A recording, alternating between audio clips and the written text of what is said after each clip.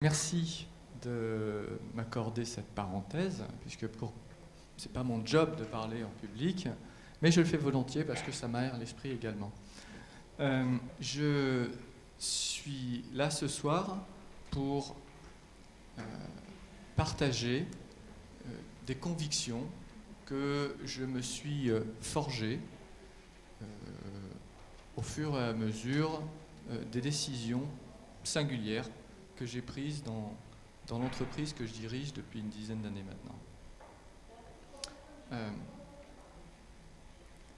Parce que je me dis que je suis autant l'acteur de cette transformation que le spectateur émerveillé des progrès ou des changements que je peux percevoir dans les gens qui travaillent dans l'entreprise que je dirige. Ce sont des changements de comportement, de posture, des changements physiques aussi, et ce sont les plus surprenants.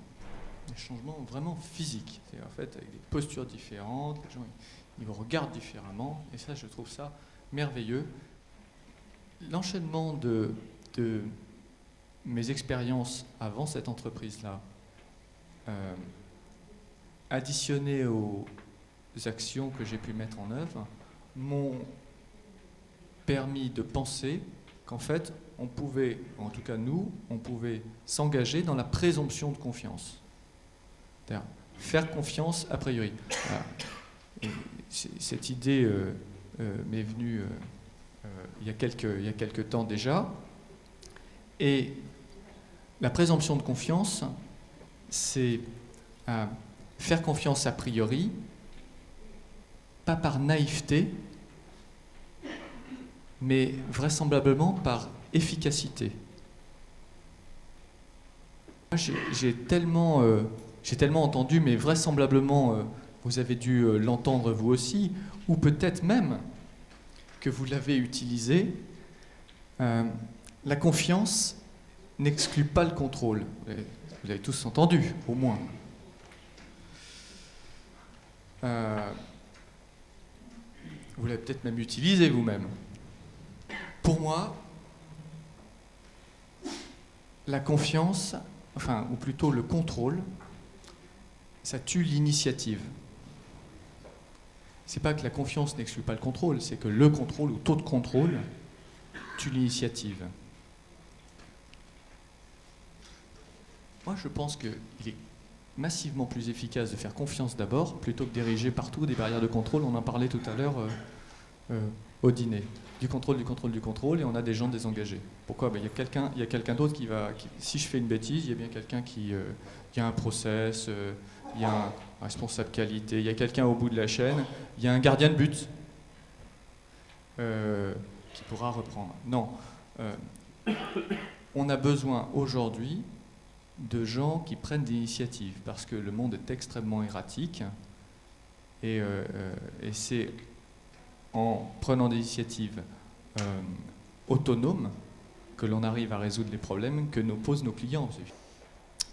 Et finalement, est-ce que c'est vraiment étrange de prendre des initiatives dans l'entreprise ? Si on sort une seconde de l'entreprise, en tant qu'individu, chez soi, dans notre vie de tous les jours, on en prend des initiatives, on en prend des décisions. Bon, en fait, on prend tous des décisions de gens responsables. On est responsable dans notre vie privée, pour l'immense majorité d'entre nous. Et pour quelle raison, alors, quand on passe la porte d'une organisation, on est obligé de remplir des formulaires, de faire des demandes en X exemplaires, d'avoir l'aval d'une, 2, 3, 5, 10 personnes, des managers responsables, pour engager 50 € de dépenses, ou 100 € de dépenses, ou même 300 € de dépenses. En général, c'est des choses dont on a besoin pour travailler, c'est pas pour s'amuser. On est traité par les entreprises, par les organisations, comme des gens irresponsables. Le vocabulaire qu'on utilise dans les entreprises, on fait tellement de choses sans y penser qu'en fait on génère des comportements inadéquats. C'est ce que je crois. Je vous laisse réfléchir là-dessus, mais moi c'est ce que je crois.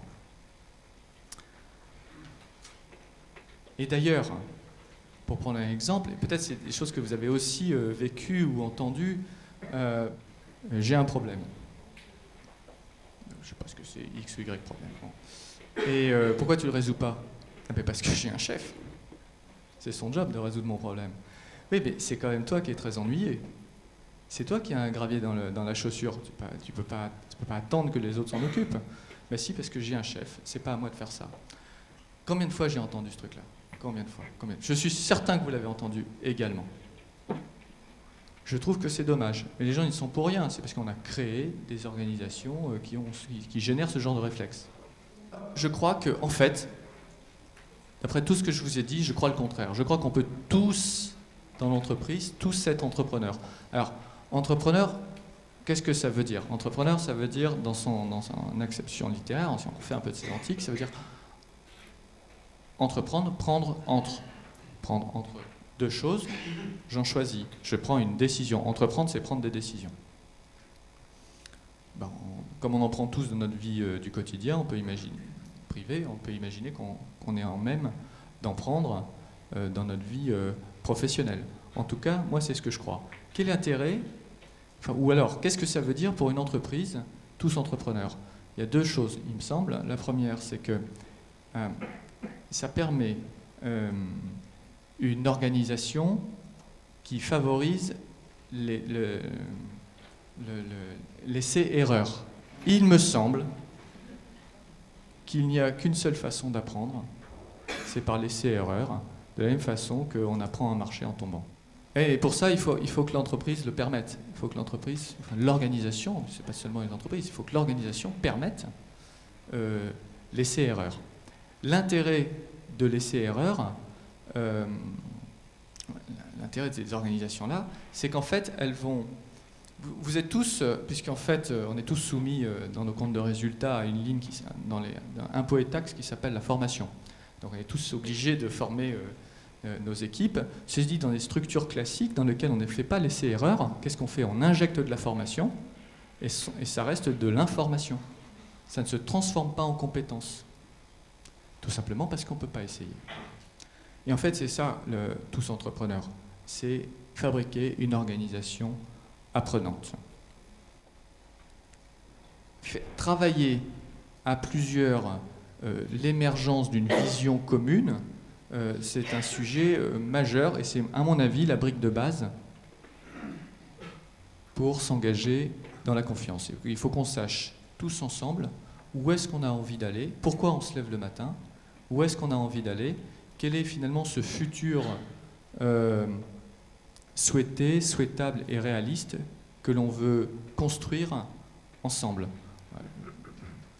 Ça n'a rien de nouveau, il y a des grandes sociétés négoces de matériel de bricolage qui ont bien réussi là-dedans, il me semble. Deuxième point, c'est valoriser les efforts. C'est-à-dire s'efforcer de porter son regard sur ce qui se fait de bien tous les jours, plutôt que sur ce qui pourrait se faire mieux seulement de temps en temps. On ne s'en rend pas bien compte, mais notre quotidien, dans ce monde extrêmement moderne, c'est un exploit incroyable. Notre quotidien est un exploit. Nous sommes, nous, les kidam du quotidien, déjà des sportifs de haut niveau. On a oublié ça. Enfin, nos organisations sont d'une complexité inouïe et ça marche, en gros. Celles qui marchent en petit ne sont plus là. En gros, ça marche.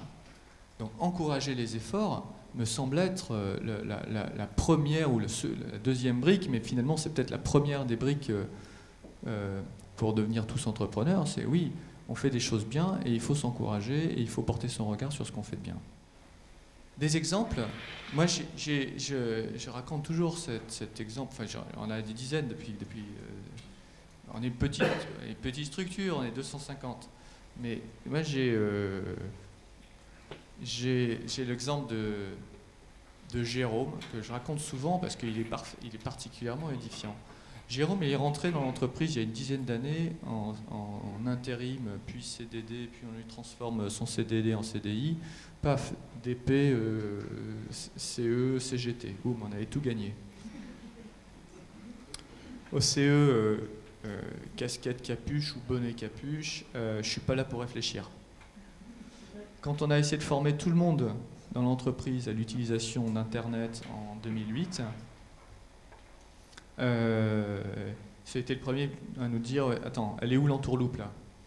Il a dit « Écoute, il n'y a pas d'entourloupe. » Il est rentré chez lui, le lendemain il est revenu, il dit « T'as peut-être raison, il n'y a peut-être pas d'entourloupe, en tout cas j'ai rien à perdre. » Donc il s'est formé, il a changé de job, il voulait sortir de l'atelier. Donc il est sorti de l'atelier, il fait autre chose maintenant. Bon. Ça n'a pas été simple pour lui non plus. Mais il y a quelques mois, il a engagé l'entreprise de son propre chef dans un concours national dans lequel on a été lauréat. Personne ne lui a rien demandé. Mais à un moment donné, il a identifié qu'est-ce que c'est un risque positif ou un risque négatif pour l'entreprise. Il a considéré qu'engager l'entreprise dans un concours national, ça pouvait qu'apporter un éclairage sur l'entreprise et ça pouvait être bon pour le business. Personne ne lui avait demandé de faire quoi que ce soit. Et donc on est bien dans un terroriste déconstruit en personne engagée. Du coup, tout ça, ça a donné des idées aux gars qui sont dans l'atelier. Ils ont dit, mais pourquoi vous nous faites venir des trucs de Chine qu'on devrait savoir faire? Parce que pour l'instant, visiblement, on ne sait pas faire. On va savoir faire.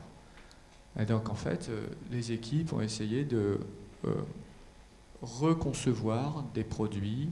On a dit, ben voilà, ça, on l'achète tant, on le vend tant. Donc, vous avez un double problème, qui est un problème de marge et un problème de price point. Elle dit, eh bien, on va résoudre ce problème-là. Ils ont travaillé 3 mois, 4 mois, et à temps perdu, hein, mais pas tout le monde tout le temps.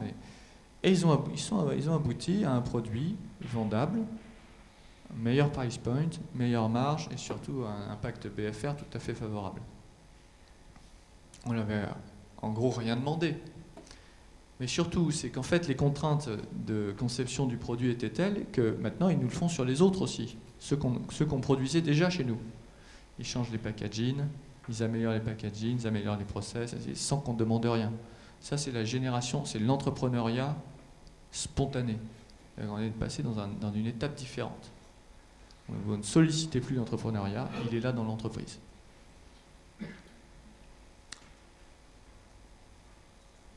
L'été dernier, on a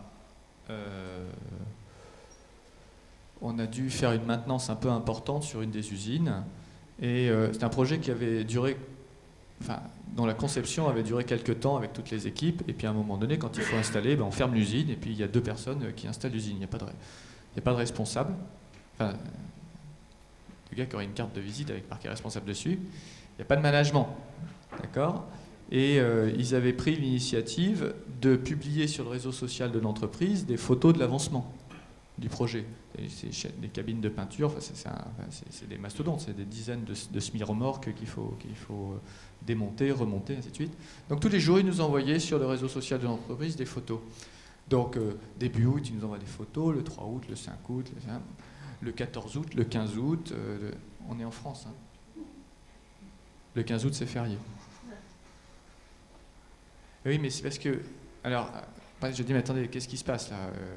Non, mais on a pris la décision de travailler parce que le fournisseur nous a, à un moment donné, on a pris 2 jours dans la vue parce que les camions ne sont pas arrivés. On ne voulait pas dépasser la deadline, il fallait produire dès qu'on rentre. Donc en fait, ils ont pris sur eux de travailler le dimanche et le lundi 15 août. Bon, pour moi, c'est une décision. Ils ne se sont pas concertés, ils ont appelé personne, ils ont fait les choses parce qu'ils pensaient que c'était ce qu'il y avait à faire.